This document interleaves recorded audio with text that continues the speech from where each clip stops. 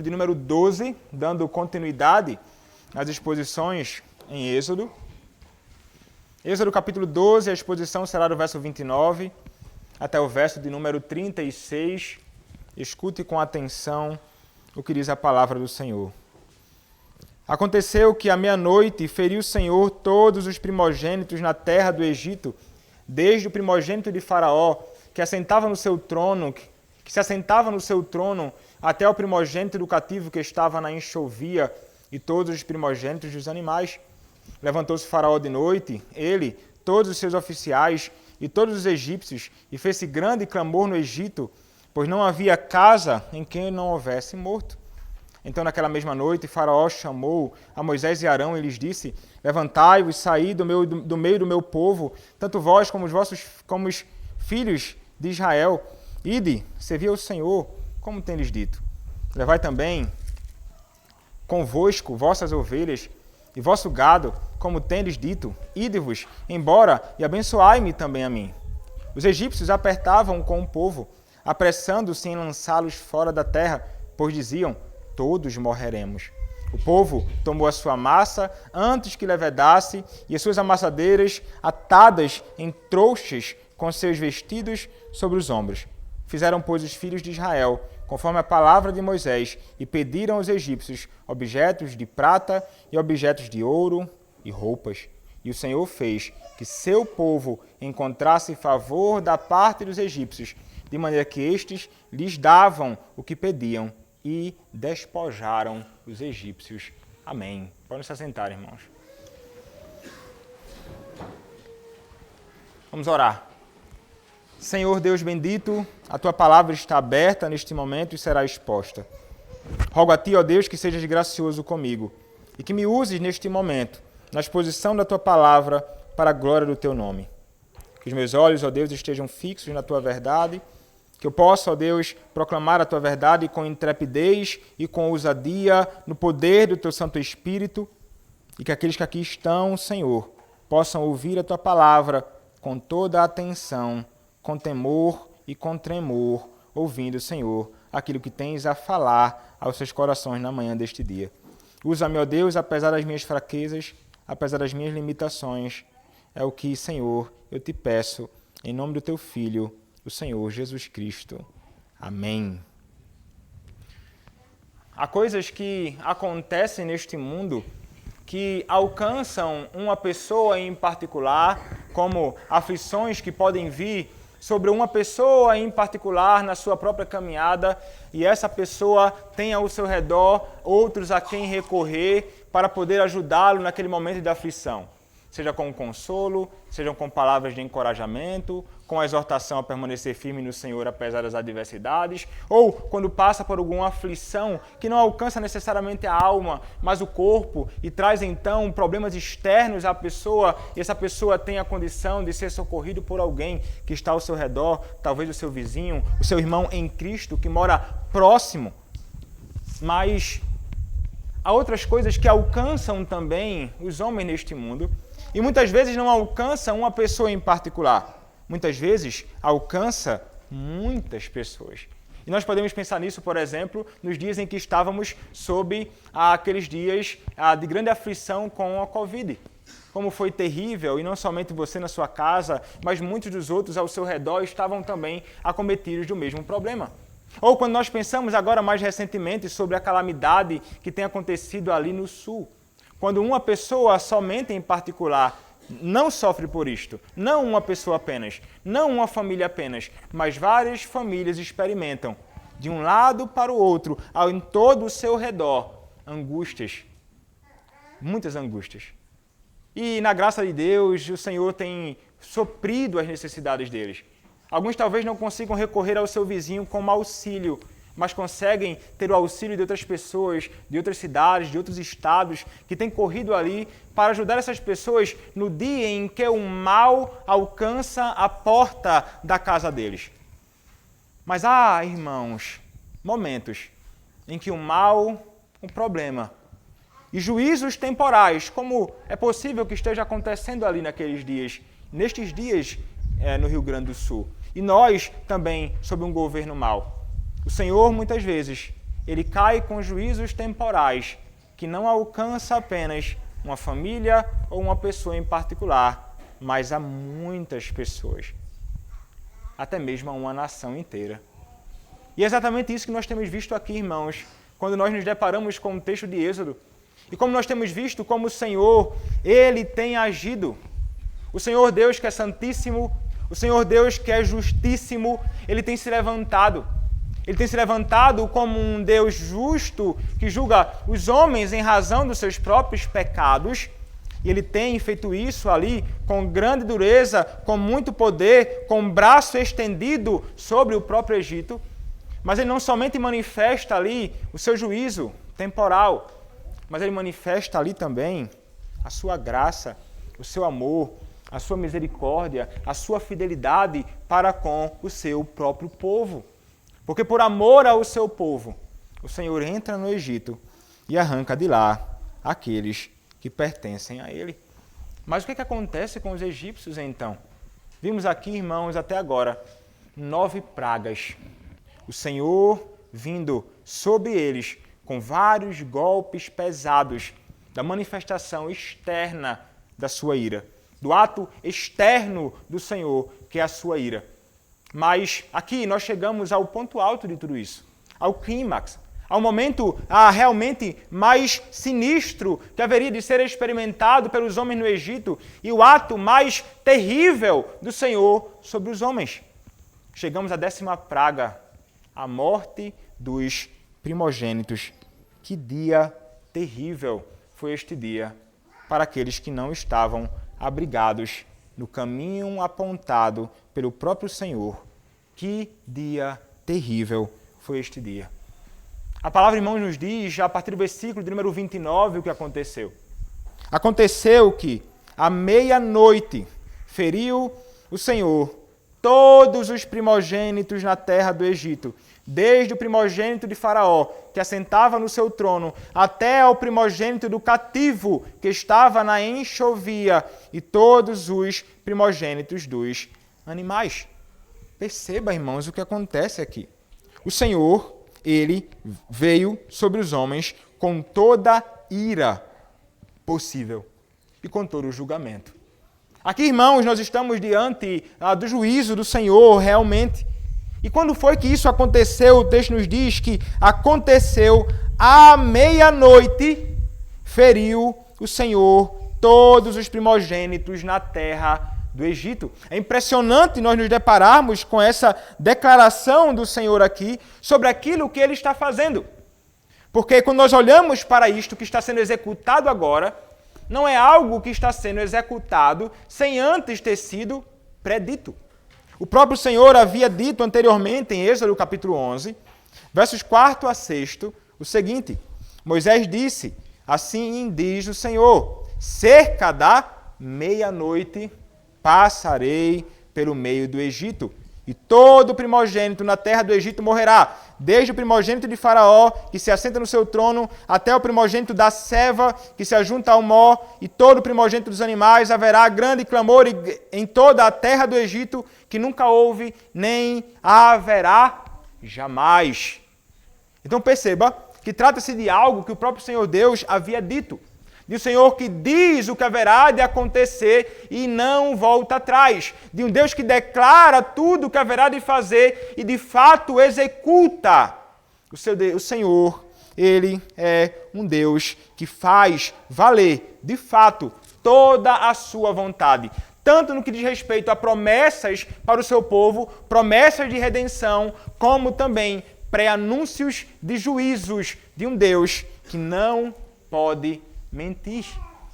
Então, irmãos, estes homens eles vão começar a experimentar ali no Egito aquilo que eles de fato plantaram. Plantaram impiedade, plantaram rebeldia, plantaram inimizade contra Deus. E o que recebem? A ira do próprio Deus em razão dos seus muitos pecados.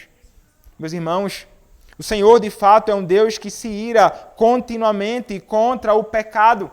E aqui o texto nos diz que o Senhor, Ele vai cair, e caiu sobre os primogênitos do Egito, desde o primogênito de Faraó, ou seja, o homem que haveria, o garoto que haveria de suceder Faraó ali, aquele que haveria de assumir uma posição como se um Deus fosse, porque era assim que Faraó era visto, como um soberano, grandioso e poderoso Deus no Egito.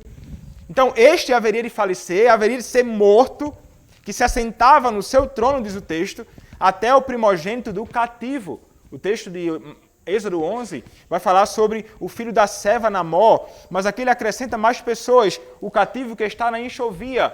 Ele está falando aqui sobre aquele que está aprisionado, aqueles que provavelmente eram escravos de guerras, conflitos, posses, espólios trazidos pelo Egito para o seu próprio reino. E até mesmo este, tanto aquele que reinava ou haveria de reinar futuramente, como aquele da condição mais simples e miserável, haveriam de experimentar morte, o primogênito, até mesmo do animal. É um Deus que faz justiça. A sua ira nunca, jamais será adiada, ou a sua ira nunca, jamais deixará de cair sobre os homens se eles permanecem envolvidos com a iniquidade e com a rebelião contra o próprio Senhor. E é exatamente isto que ele faz aqui. Aqui está o momento do Senhor despejando o cálice da sua ira sobre os homens. E essa ira do Senhor é uma expressão da sua vontade, é uma expressão da sua vontade externa e que se revela, então, no tempo e no espaço, sobre algo, alguém ou alguns. Quando nós olhamos para a Escritura Sagrada, irmãos, nós percebemos esta realidade sendo declarada. O Senhor é um Deus que fica irado. Quando nós olhamos para o livro de Naum, capítulo 1, verso 2 a 6, a palavra do Senhor nos dirá o seguinte. Naum, capítulo de número 1, verso 2 até o verso 6, a palavra do Senhor nos diz assim: O Senhor é Deus zeloso e vingador. O Senhor é vingador e cheio de ira. O Senhor toma vingança contra os seus adversários e reserva a indignação para os seus inimigos. O Senhor é tardio em irar-se, mas grande em poder e jamais inocente o culpado. O Senhor tem o seu caminho na tormenta e na tempestade, e as nuvens são o pó dos seus pés. Ele repreende o mar e o faz secar, e mingua todos os rios. Desfalece em Bazã e o Carmelo, e a flor do Líbano se murcha. Os montes tremem perante ele, e os seus outeiros se derretem, e a terra se levanta diante dele, sim, o mundo e todos os que nele habitam. Quem pode suportar a sua indignação? E quem subsistirá diante do furor da sua ira? A sua cólera se derrama como fogo, e as rochas são por ele demolidas. Um Deus que fica indignado, um Deus que é irado contra o pecado e também contra o pecador. Deus irado contra o pecado e também contra o pecador. O salmista também vai nos declarar algo relacionado ao Senhor cair com justiça e com ira, a esse Deus que se ira. Salmo 76, verso de número 7.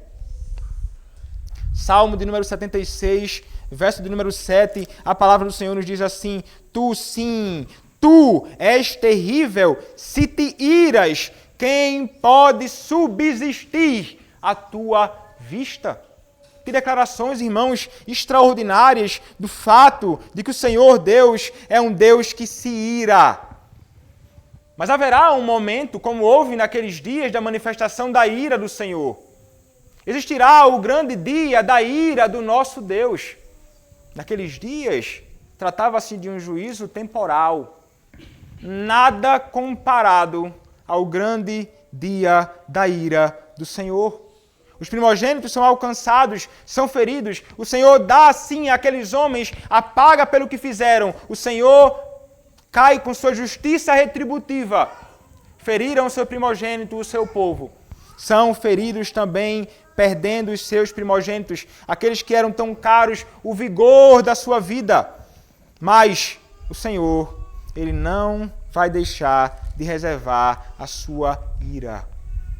ele vai cair sobre os homens. E a palavra nos diz isto. O grande dia da ira do Senhor está determinado.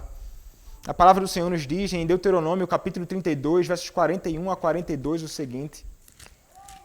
Deuteronômio, capítulo 32, versos 41 e 42. Se eu afiar a minha espada reluzente e a minha mão exercitar o juízo, tomarei vingança contra os meus adversários e retribuirei aos que me odeiam. Embriagarei minhas setas de sangue, a minha espada comerá carne, do sangue dos mortos e dos prisioneiros, das cabeças cabeludas do inimigo. Note que declaração extraordinária de um Deus que se levanta com fúria contra os homens. Mas olhe mais, Isaías capítulo de número 45, versículo de Isaías 35, verso 4, melhor dizendo.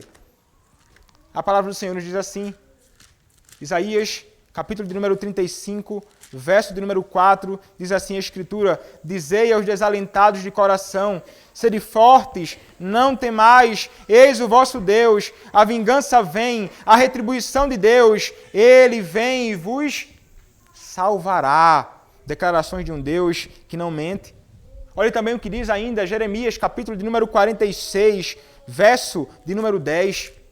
Isaías 46, verso de número 10, a palavra do nosso Deus nos diz assim: Porque este dia é o dia do Senhor, o Senhor dos exércitos, dia da vingança contra os seus adversários, a espada devorará, fartar-se-á e se embriagará com o sangue deles, porque o Senhor dos exércitos, tem um sacrifício na terra do norte, junto ao rio Eufrates.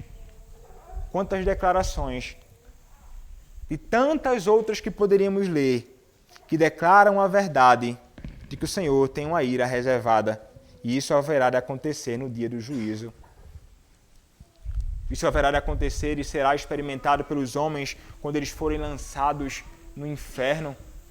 Esse versículo, irmãos, nos fala, esse texto de Êxodo, capítulo 12, verso 29, aponta para essa realidade do dia que o Senhor cairá assim com ira sobre os homens. Não foi isto que nós vimos hoje? Na pergunta de número 152 do Catecismo? Quando é dito o que cada pecado merece da parte de Deus, todo pecado, até o menor, sendo contra a soberania, a bondade, a santidade e contra a sua justa lei, merece a sua ira e maldição nesta vida e na vindoura, e não pode ser expiado, senão pelo sangue de Cristo. Esse dia virá. Não somente o Antigo Testamento nos declara essa realidade, mas também a Escritura no Novo Testamento. Mateus capítulo 22, verso de número 13, a palavra do nosso bendito Deus nos diz exatamente o seguinte. Mateus capítulo 22, versículo de número 13, diz assim a Escritura: Então ordenou o rei aos serventes: Amarrai-o de pés e mãos e lançai-o para fora, nas trevas. Ali haverá choro e ranger de dentes. Agora olhe, Marcos capítulo 9, versos 44 a 48, o que nos diz: Onde não lhe morre o verme, nem o fogo se apaga. E se teu pé te faz tropeçar, corta-o. É melhor entrares na vida aleijado do que tendo os dois pés, seres lançados no inferno, onde não lhes morre o verme, nem o fogo se apaga. E se um dos teus olhos te faz tropeçar, arranca-o. É melhor entrares no reino de Deus com um só dos teus olhos, do que tendo os dois, seres lançados no inferno, onde não lhes morre a verme, nem o fogo se apaga. E ainda, 2 Tessalonicenses, capítulo 1, verso 9. 2 Tessalonicenses, capítulo 1, verso de número 9. A palavra do Senhor nos diz assim. 2 Tessalonicenses, capítulo de número 1, verso de número 9. Desculpe, irmãos, assim nos diz a palavra do Senhor. Estes sofrerão penalidade de eterna destruição, banidos da face do Senhor e da glória do seu poder. Veja, quando a Escritura nos fala aí, você não pode pensar banidos da face do Senhor, não pense que o Senhor no juízo, no inferno, não estará presente. O Senhor Deus, que é um Deus onisciente, Ele estará e está em todos os lugares. E nós não podemos conceber a ideia de que Ele não estará no inferno.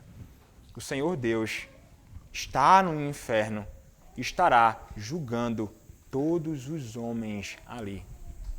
Não é Satanás que vai te fustigar com a vara.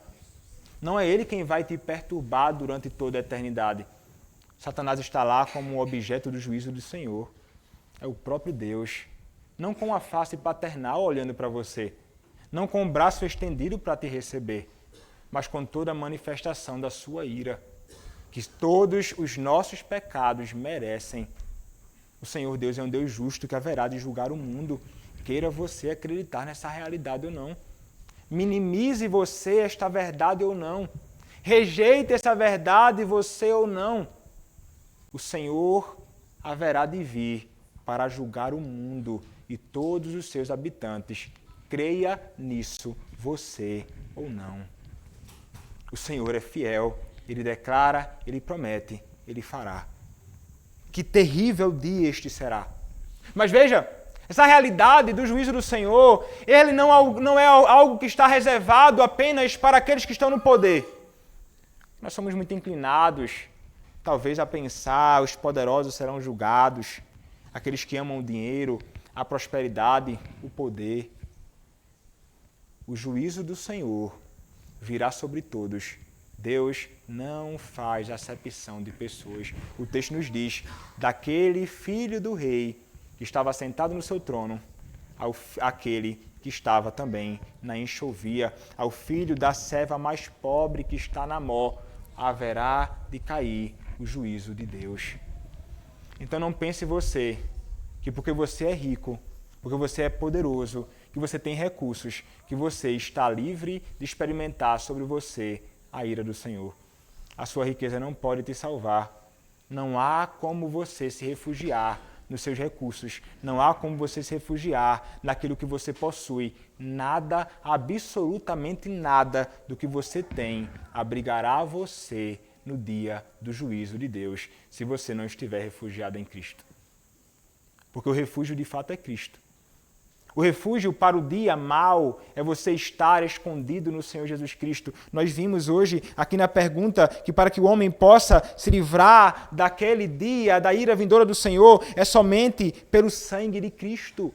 E foi isto que nós vimos aqui sobre a Páscoa, o sangue do Cordeiro derramado nas portas da casa para que a ira do Senhor não caísse. O único abrigo seguro para você, homem de posses, é Cristo.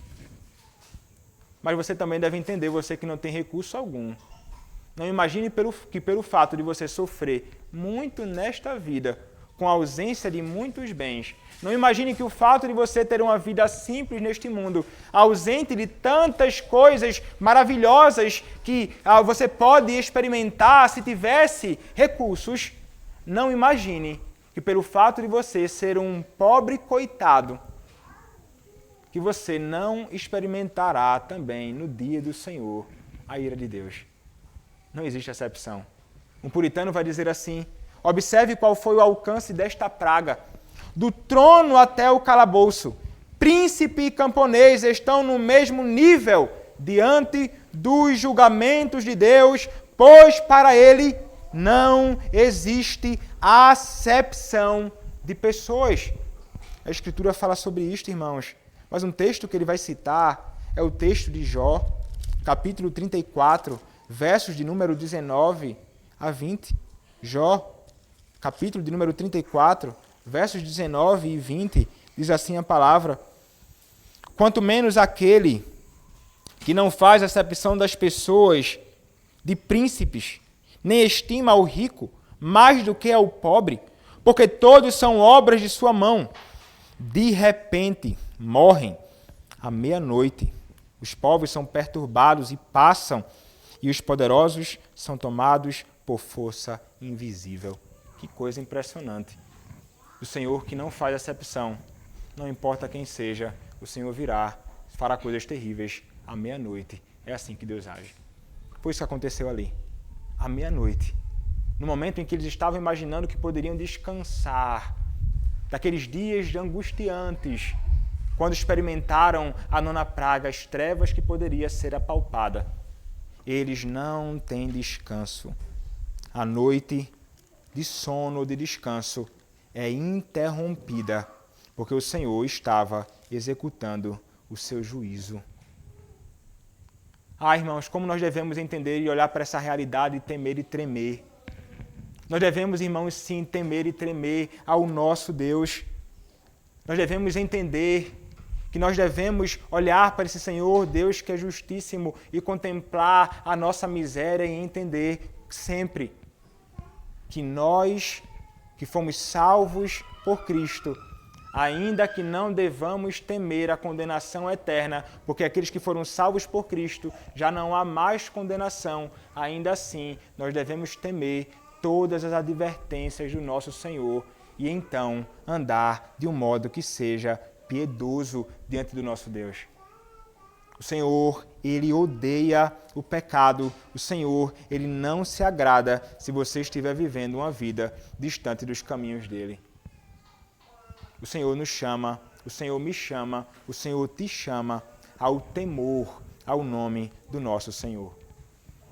Mas nós louvamos a Deus pela graça de termos sido alcançados por Cristo, porque somente o sangue do Cordeiro foi que livrou tantos, todo o povo de Deus de receber sobre si a sua terrível ira. Não foram eles que se salvaram simplesmente, não, de modo nenhum. Eles fizeram aquilo que Deus ordenou e o escape para que não experimentassem condenação é o próprio Cristo.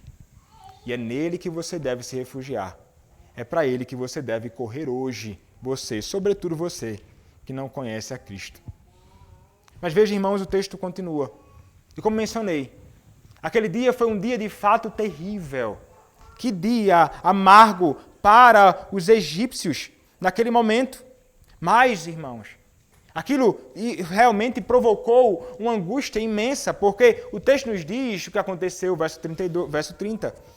Levantou-se os primogênitos dos animais, ou melhor, levantou-se Faraó de noite, ele, todos os seus oficiais e todos os egípcios, e fez-se grande clamor no Egito, pois não havia casa em que não houvesse morto. Então perceba, levantou-se Faraó de noite.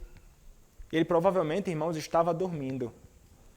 Seus oficiais provavelmente também descansando, dormindo, despreocupados com as advertências do Senhor. Provavelmente dormindo tranquilos.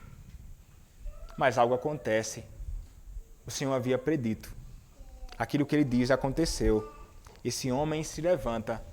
E provavelmente, irmãos, nós podemos pensar que é possível que aqueles que perderam sua vida, do Senhor tirando a vida dos primogênitos, é possível que não tenha sido uma morte silenciosa, não.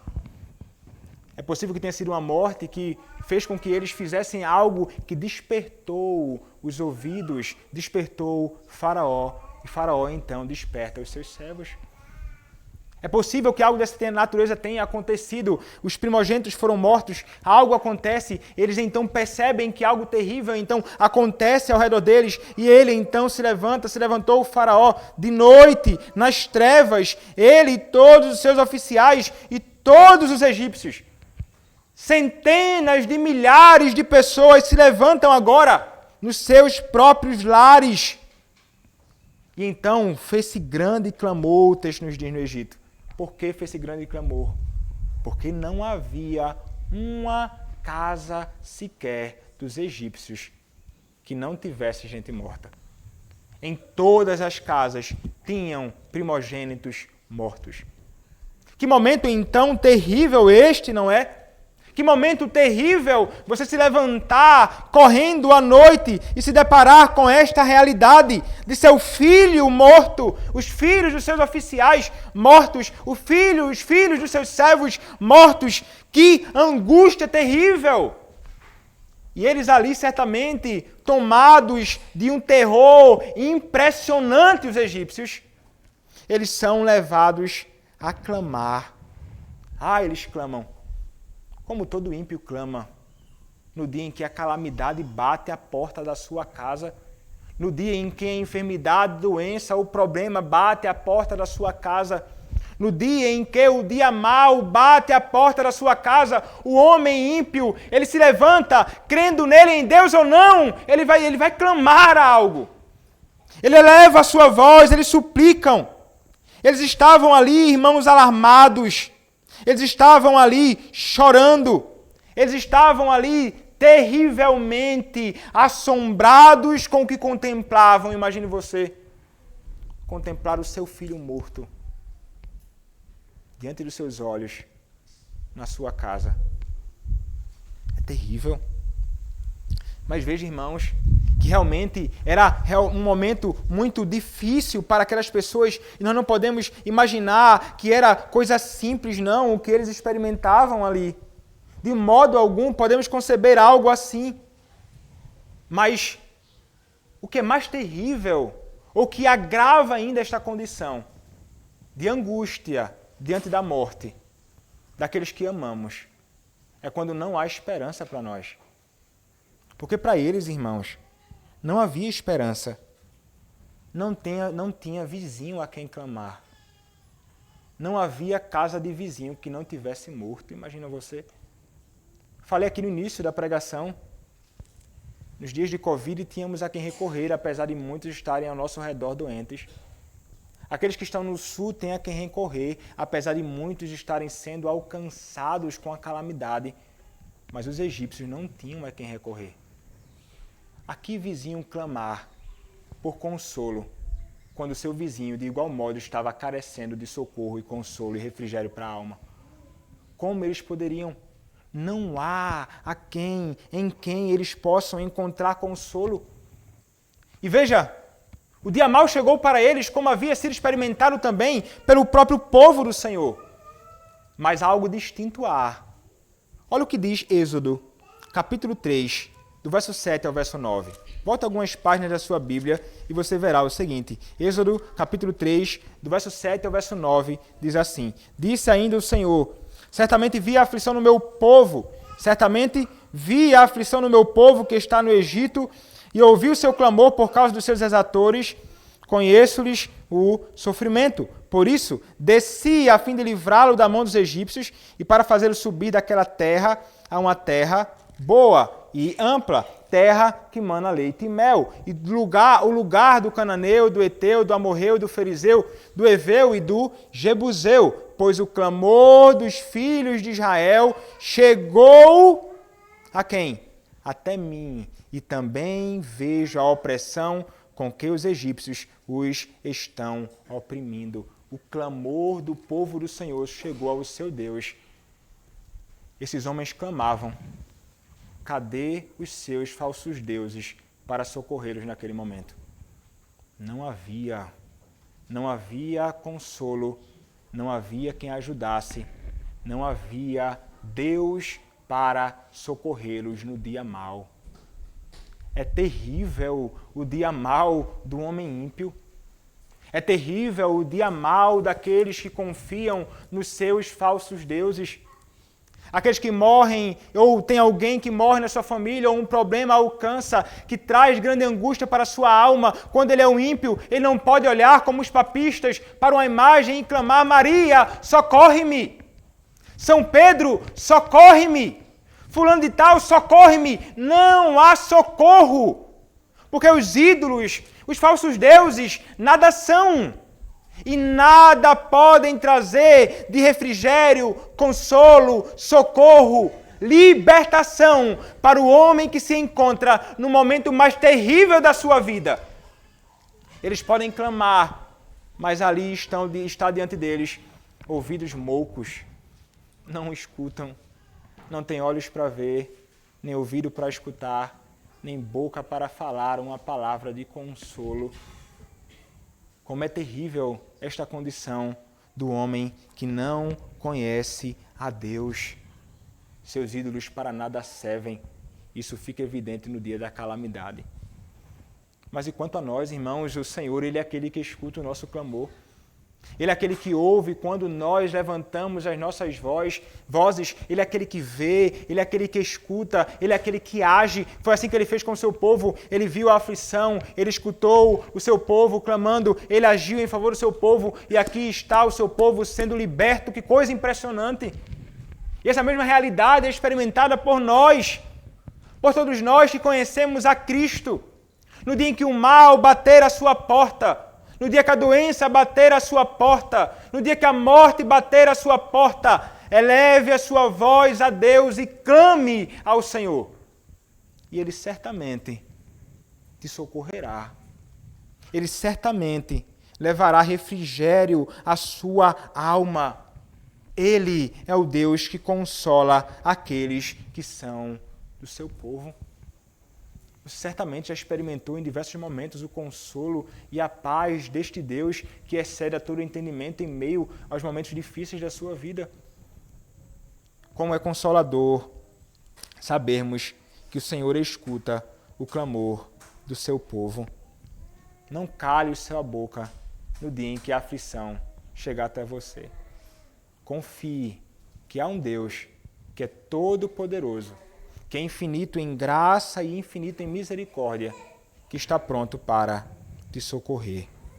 Mas os egípcios naquele dia não tiveram isto, não experimentaram isto.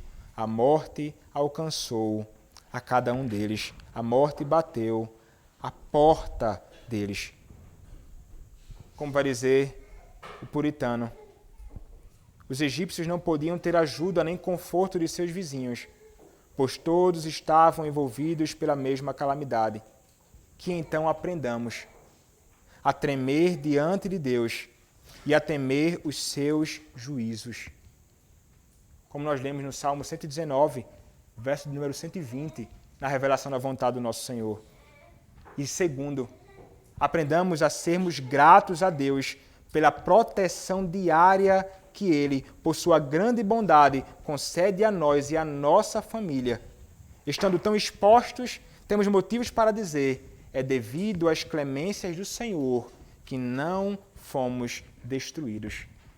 Única e exclusivamente, por causa da graça e da misericórdia do Senhor, é que nós não experimentamos muitos males que poderiam vir sobre a nossa vida.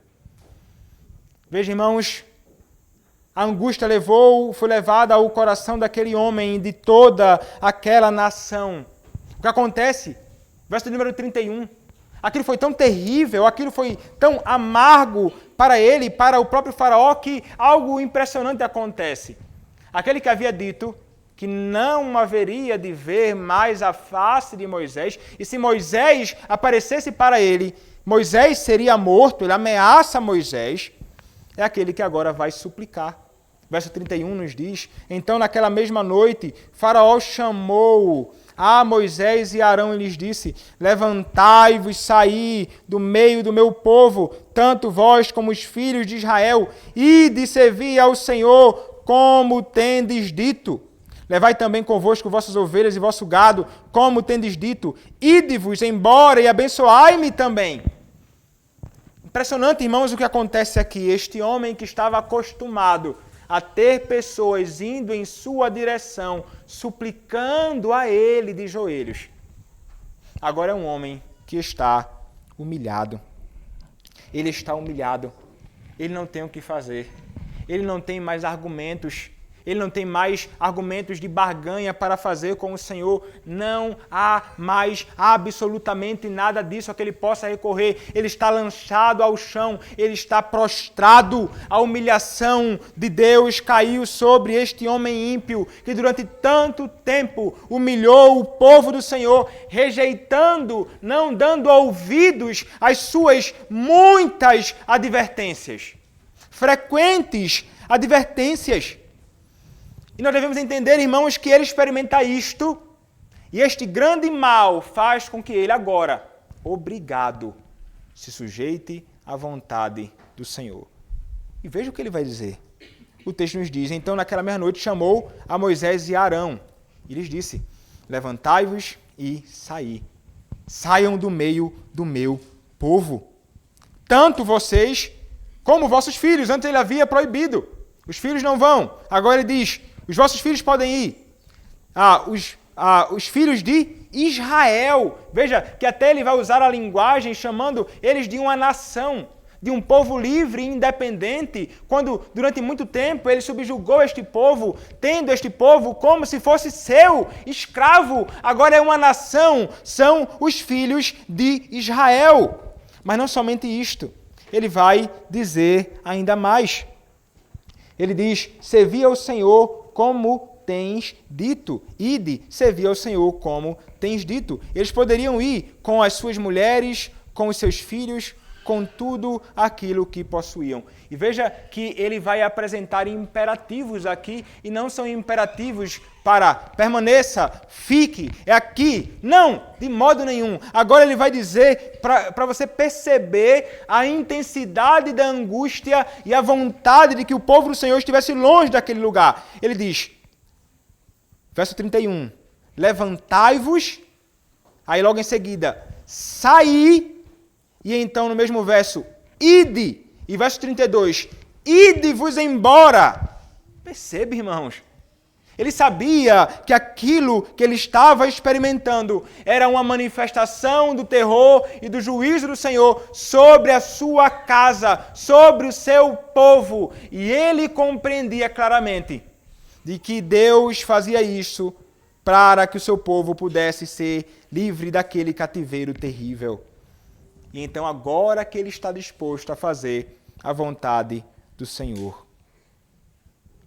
Mas, irmãos, nós não precisamos agir como o Faraó agiu.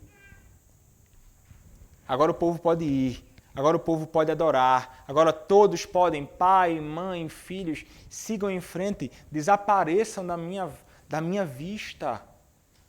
O Senhor o subjugou para que ele então passasse a fazer a sua vontade, querendo ou não querendo. Irmãos, nós não precisamos, como falei, ser como o Faraó. Nós precisamos, ao ouvirmos as suas ordens, ao escutarmos as suas advertências, nós precisamos prontamente atender a sua vontade.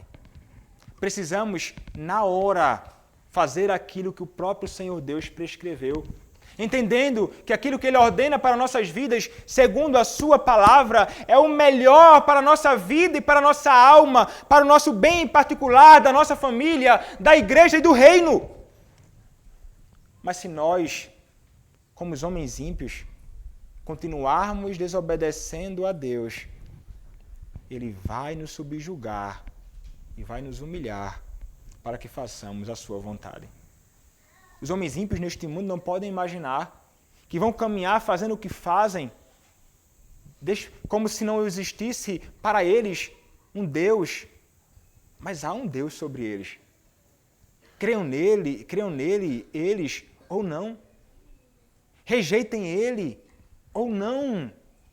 Mas eles vão ter de fazer, e o Senhor vai lançá-los ao chão, subjugando-os em todo o seu poder, ira, justiça e soberania, a fim de que executem a sua vontade. Mas nós, irmãos que conhecemos a Cristo, não precisamos passar por este caminho de humilhação para fazermos a sua vontade. O fato de Cristo ter morrido na cruz pelos teus pecados deve ser suficiente para que você se sujeite a Deus e faça com alegria toda a sua vontade. Do contrário, sobre você virá a mão de Deus. E neste momento vai ser revelado, sob a mão de Deus, também, se você é alguém que de fato o conhece ou não. Porque aqui ele cai com justa ira e terrível punição sobre esses homens ímpios. Sobre nós ele cai com a sua mão paternal, mas dói. O Senhor trata a nossa miséria e é dolorido. Ele, para arrancar aqueles pecados e coisas terríveis que estão grudados em nossos membros, nosso coração, é doloroso. Mas o Senhor, Ele muitas vezes tende a agir exatamente assim, para que nós possamos fazer exatamente a sua vontade. Escutem a voz de Deus e procurem, com a graça dele, viver segundo a sua vontade. O Senhor, ele humilha este homem. E ele é alguém, irmãos, que está ali, em todo esse momento, em todo esse processo, clamando, falando, suplicando, dizendo: vá, desapareça, suma da minha frente, contudo. Ainda assim, nós estamos diante de um homem que não se arrependeu dos seus pecados. Nós veremos mais à frente essa realidade. O seu coração é endurecido, ele se volta contra o povo do Senhor, se volta contra o próprio Deus. Mas o que ele pede ainda? É interessante, porque ele vai dizer assim, verso número 32, finalzinho: ide-vos embora e abençoai-me também. O que ele estava pedindo, irmãos? Ele estava querendo que o Senhor, Deus, derramasse sobre ele a sua bênção. Antes ele já havia pedido, já 2 vezes pelo menos: rogue por mim. Agora ele diz: abençoe-me. O que ele quer, irmãos?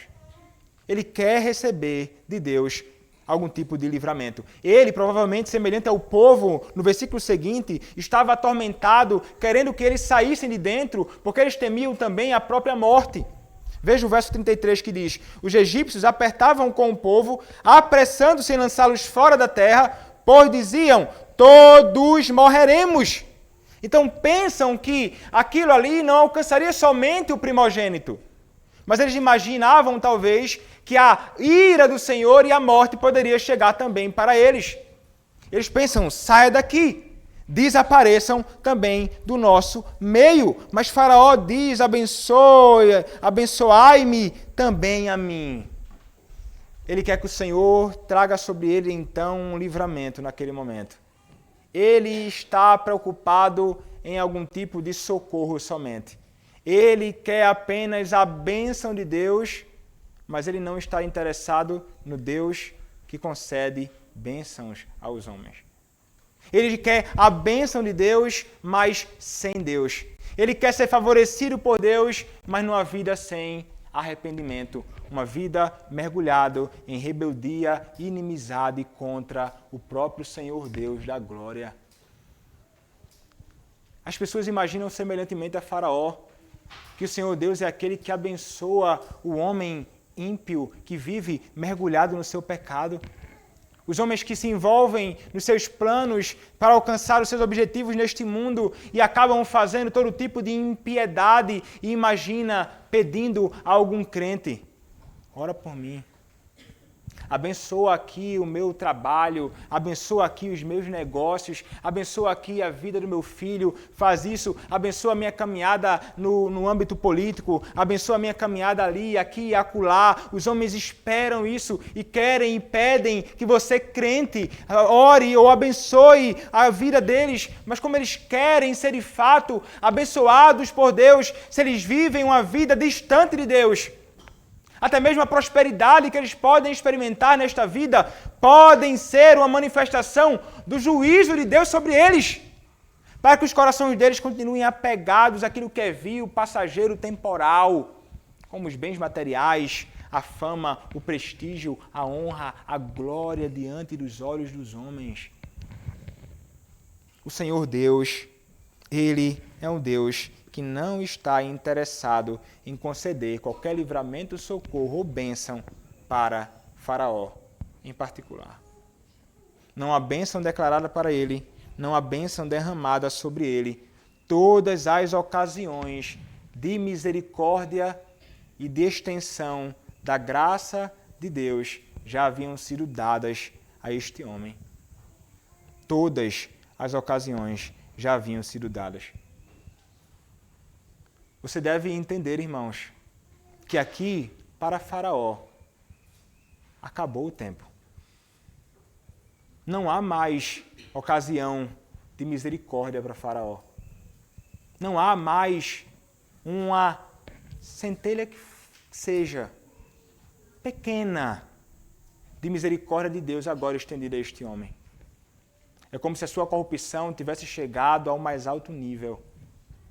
Agora, a única coisa que ele realmente haverá de experimentar é maldição. Nós devemos entender, eu já falei isso em outros momentos aqui, irmãos. O Senhor é um Deus verdadeiro e Ele declara eu vou cair com juízo sobre toda a terra. E eu vou manifestar a minha glória em todos e sobre todos e contra todos aqueles que não vivem segundo a minha vontade, que não se arrependeram dos seus pecados. E ele vai fazer isto um dia. Só que você deve entender que, semelhantemente àquele dia de julgamento aqui para Faraó, que não havia mais bênçãos, mas somente juízo, não haverá no dia do Senhor ocasião de misericórdia. Naquele dia, você não poderá dizer, abençoai-me a mim também. Naquele dia, que chegará como um ladrão, inesperadamente, quando estiver noite, por assim dizer, e então vem repetidamente o Senhor Deus, como caiu sobre eles ali no Egito, não haverá momento para você dizer, salva-me, Senhor, porque não existirá mais misericórdia naquele dia. Haverá só a manifestação da ira de um Deus que é santíssimo e justíssimo e que pune os homens em razão dos seus próprios pecados. E você nunca jamais poderá dizer naquele dia que não existiu ocasião oportuna para você se apegar ao único meio através do qual você pode ser salvo deste grande e terrível dia. Porque todos os dias o Senhor manifesta a sua misericórdia para você. Todos os domingos você escuta a proclamação do Evangelho a você. E você não corre para Cristo e permanece endurecido no seu pecado. A culpa é sua. E o Senhor vai tratar você exatamente como você merece. No dia do Senhor. É exatamente assim que acontecerá. Então o caminho que você deve seguir, qual é? O caminho que você deve seguir e aquele a quem você deve se apegar é exatamente aquele que é apontado nas portas das casas dos judeus, dos hebreus, dos israelitas, do povo do Senhor. É o sangue que fora derramado. Para que essa ira não caia sobre você, ela tem de cair e teve de cair sobre o Filho do Deus Altíssimo. Ele é aquele que é apontado por João Batista, eis o Cordeiro de Deus que tira o pecado do mundo. Ele é aquele que, como diz a palavra em Deuteronômio capítulo 21, verso 23, em Gálatas capítulo 6, a partir do verso 10, ele é aquele, 3, a partir do verso 10, ele é aquele que se tornou maldição por nós.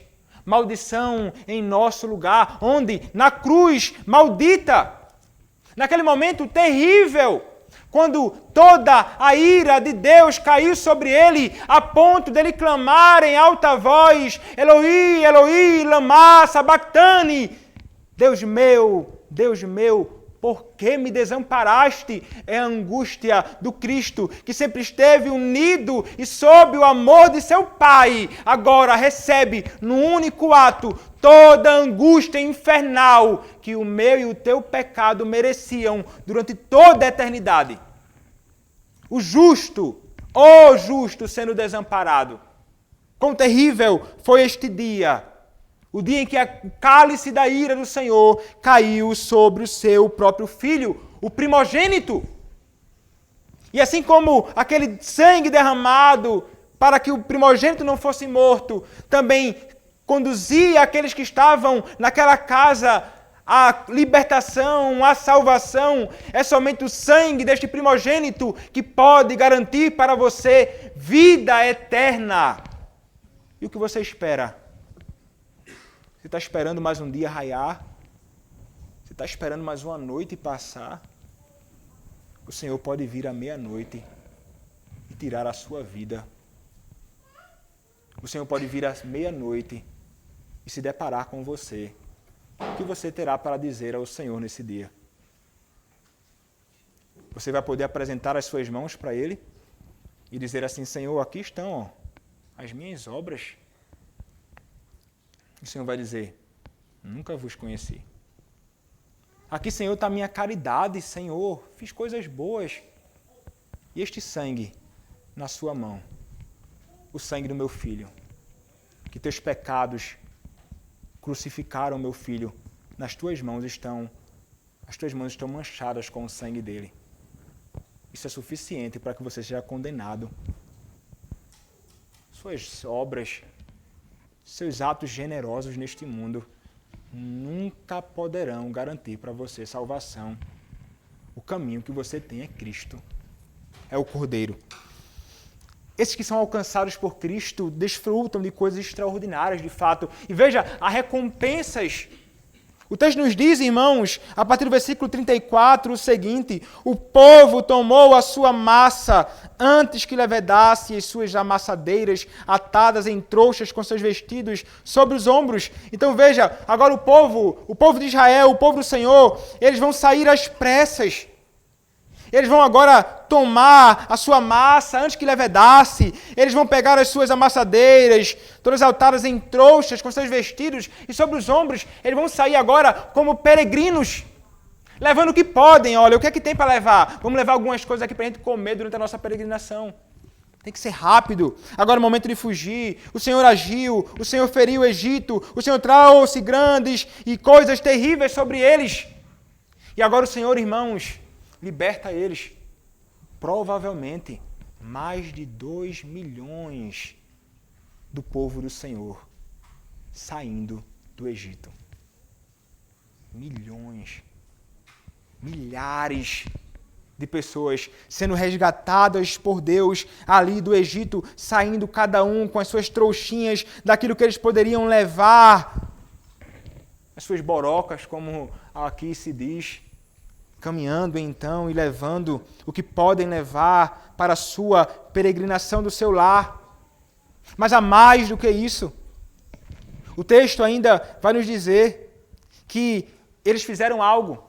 O verso 35 nos diz: fizeram, pois, os filhos de Israel conforme a palavra de Moisés e pediram aos egípcios objetos de prata e objetos de ouro e roupas.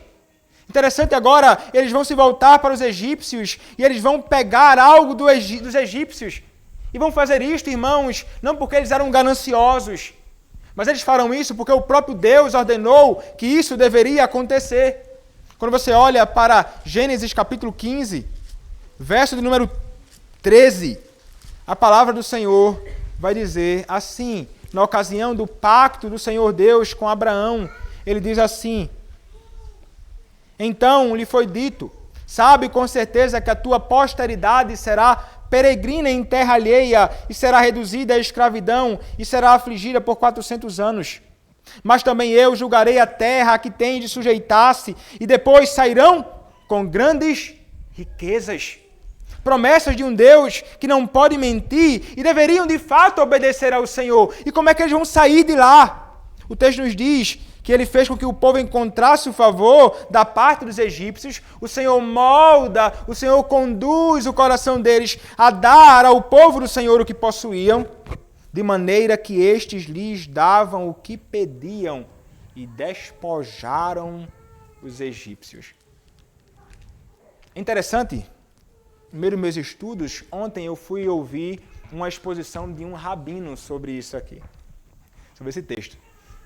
Entre várias coisas engraçadas e estranhas que ele fala no seu relato, como, por exemplo, quando o faraó vai lá até a Moisés e Arão e diz: olha, saiam daqui, vai embora, eu não suporto mais. E então ele vai dizer que algo aconteceu ali. Moisés disse: olha, eu não posso sair até amanhã. Eu não posso sair, tenho que ficar dentro da casa até amanhã para que eu possa ir embora. E então ele diz assim, faraó então falou para Moisés: olha, mas sai pelo menos 1 hora antes.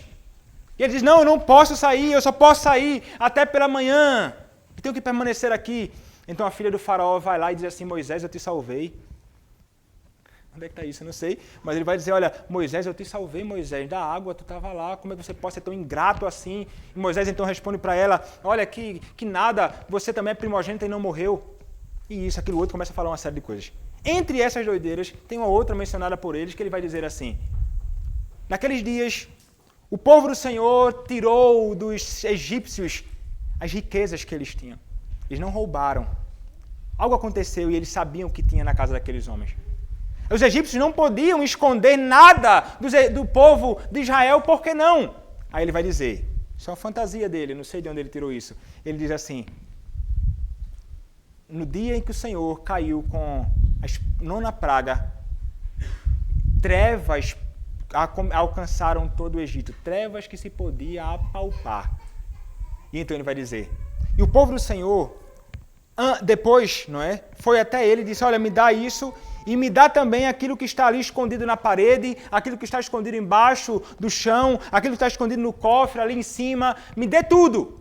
Vocês devem dar tudo. E os egípcios se perguntaram, mas como assim, como é que ele sabe disso? E então ele vai dizer assim, que no dia em que as trevas caíram, o povo do Senhor, eles conseguiam ver como que através da parede, aquilo que estava escondido atrás das paredes, em meio à escuridão. O Senhor deu uma iluminação diferente, um olhar ultravioleta para conseguir, em meio à escuridão que alcançou o Egito, ver o que está atrás da parede, o que está embaixo do chão e dizer, olha, bora, me dá isso aí, isso aqui também, aquilo outro. E o cara, como assim? Como é que pode? Como é que eles conseguem fazer isso? Uma fantasia, parece, né? Mas o que o Senhor faz aqui? O Senhor, ele vai cair e dando ao seu povo espólios de uma guerra que o próprio Senhor Deus lutou. São despojos de uma guerra. É algo que o Senhor Deus dá. Aqui existia um conflito entre o Senhor Deus e Yahvé, junto ao seu povo, contra Faraó e todos os seus deuses. E o que era comum acontecer em meio às guerras? Espólios de guerra. Despojos de uma guerra. E quem é aquele que leva, quem é aquele que possui o que era do outro? Aquele que é o vencedor da guerra. E quem é quem vence a guerra aqui travada? É o próprio Senhor Deus, para a glória do seu nome e para o bem do seu próprio povo. O Senhor, então, vai fazer com que eles entreguem o que possuem para o próprio povo do Senhor. E o Senhor, então, com isso, dá ao seu povo uma saída gloriosa. Números, capítulo de número 33, do verso 3 ao verso 4, diz assim para a gente. Números, capítulo 33. Números, capítulo de número 33, versos 3 e 4. Na verdade, amas os povos, todos os teus santos estão na tua mão, eles se colocam a teus pés e aprendem das tuas palavras. Moisés nos prescreveu a lei por herança da congregação, ou melhor, estou lendo o texto errado, irmãos.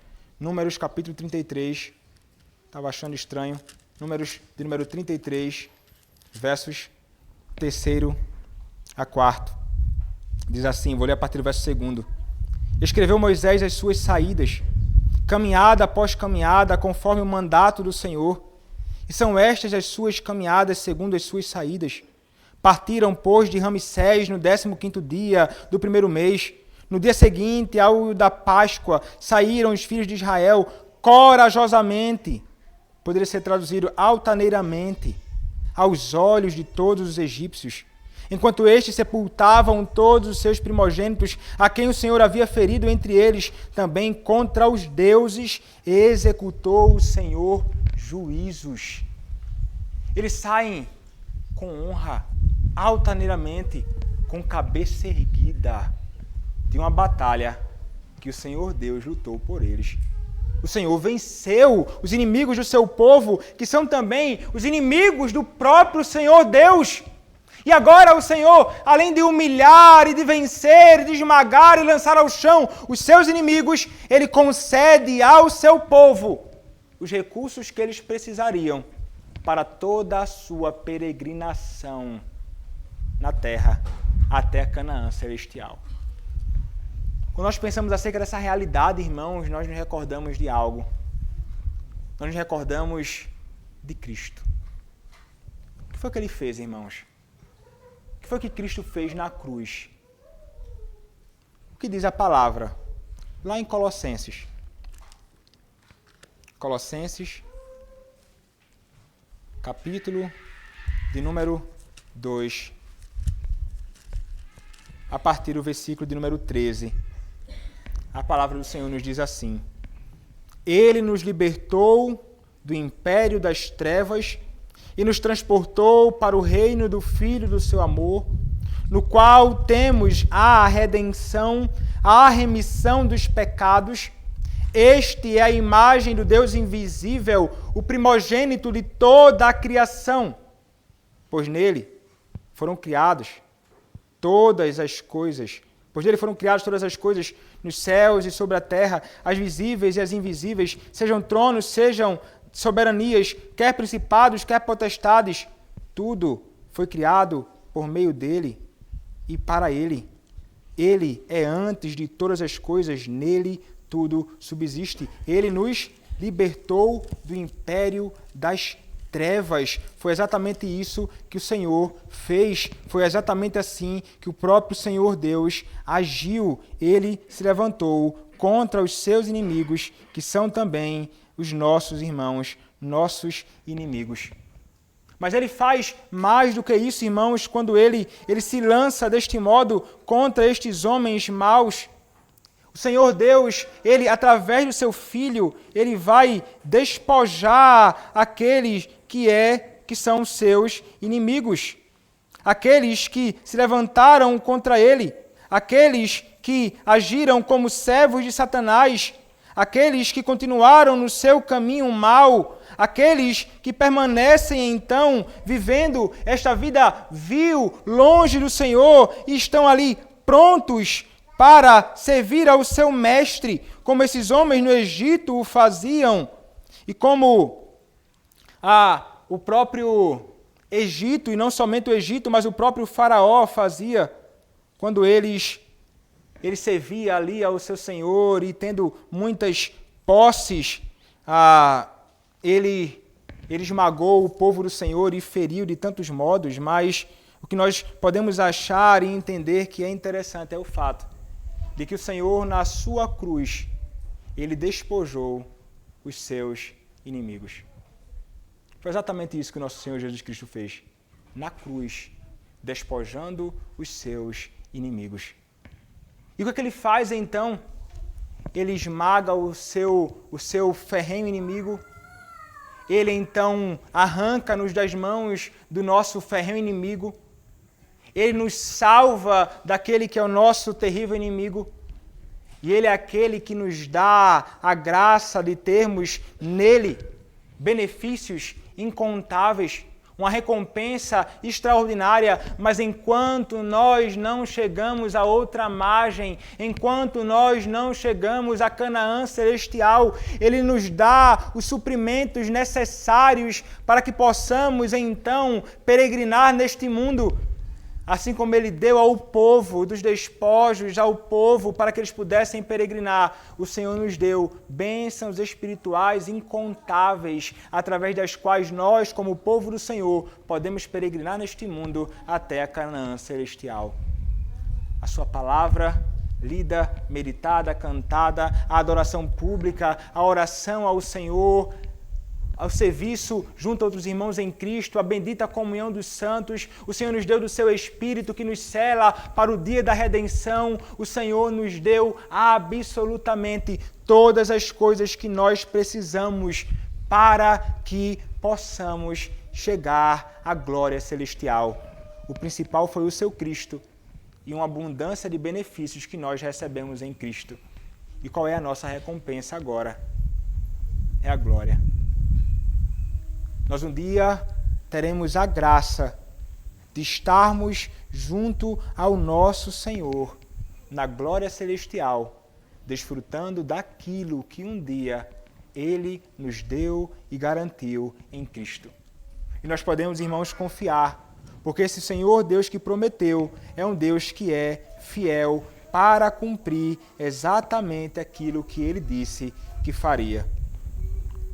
Ele é aquele que garante que estará conosco e seus olhos estão repousando sobre nós e que nós estaremos com Ele. A sua palavra garante tudo. Como escreveu um estudioso, Deus estava de olho para garantir que a salvação acontecesse exatamente como Ele havia prometido. Deus havia prometido resgatar seu povo Israel em Êxodo 3, verso 8. Ele havia prometido que os egípcios não deixariam ir antes de serem atingidos por todas as suas maravilhas. Êxodo 3, verso 20. Ele havia prometido que o povo não partiria de mãos vazias, mas que os egípcios os mandariam embora com roupas e joias. Êxodo 3, versos 21 a 22. Deus havia prometido que quando salvasse seu povo, ele saberia que ele era seu Deus. Êxodo 6, versos 6 a 7. E que os egípcios também saberiam. Êxodo capítulo 7, verso 5. Ele havia prometido que eles partiriam às pressas. Êxodo capítulo 12, verso 11. E na noite da praga mais mortal, quando os israelitas tomaram seus primeiros passos em direção à liberdade, todas essas promessas se cumpriram. E uma promessa que haverá de se cumprir é a promessa da Escritura, de que o Senhor um dia haverá de dizimar e destruir, vindo na sua glória, purificando absolutamente todas as coisas, no dia da sua grande redenção, condenando os ímpios ao inferno e os justos a viverem em novos céus e nova terra, onde a justiça habita. É lá que nós moraremos. Mas e você que não conhece a Cristo? Qual a base para a sua salvação? Qual ou em quem você tem colocado a sua confiança para que você seja livrado deste grande e terrível dia do Senhor, que será grandioso e maravilhoso para os que o temem? É na sua suposta sabedoria? É nos seus bens? É na sua habilidade? É na sua bondade? É na sua caridade? É na força do seu próprio braço? Não imagine que isso haverá de te salvar. Corra para Cristo. Arrependa-se do seu pecado hoje e volte-se com fé para aquele que pode salvar você. Somente Cristo, o Cordeiro de Deus que tira o pecado do mundo. Amém. Vamos orar. Senhor, nosso Deus bendito, louvamos a Ti pela Tua palavra, que pode ser lida e que pode ser proclamada. Ó Deus bendito, nós Te louvamos, nós que fomos salvos, pela graça de termos alcançado salvação em Cristo, não por nossos méritos, não por nada em nós, mas unicamente por causa do Senhor. Louvado seja o Teu nome. Ó Deus, tem misericórdia também, nós Te pedimos. Daqueles que vivem neste mundo e estão longe do Senhor, concede a mesma graça a eles que concedeste a nós. Concede, ó Deus, a eles salvação por meio da Tua palavra, proclamada, que anuncia Cristo, o Salvador do mundo. Ó Deus, tem misericórdia. Tem misericórdia deles e tem misericórdia de todo o Teu povo, Senhor, de nós que Te conhecemos. É o que Te pedimos, ó Deus, em nome do Teu Filho, o Senhor, Jesus Cristo. Amém.